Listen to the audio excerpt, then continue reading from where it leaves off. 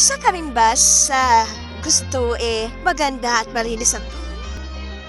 Kasi kami mga OFW, sobrang pagod namin sa work. Kaya after work, gusto na namin umuwi. Siyempre, gusto mo dadatan mo maganda at malinis yung room mo, di ba?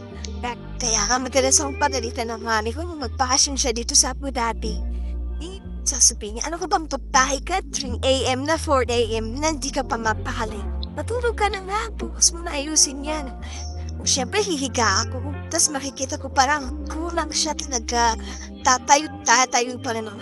Di ako makakatulog at hindi ko siya nakakayos. Kaway-kaway sa mga OFW na kahit hindi OFW gusto maganda at malinis ang room. Kasi ito lang stress reliever namin or natin ang muling maganda at malinis ang room. Ingat ko palagi. Thank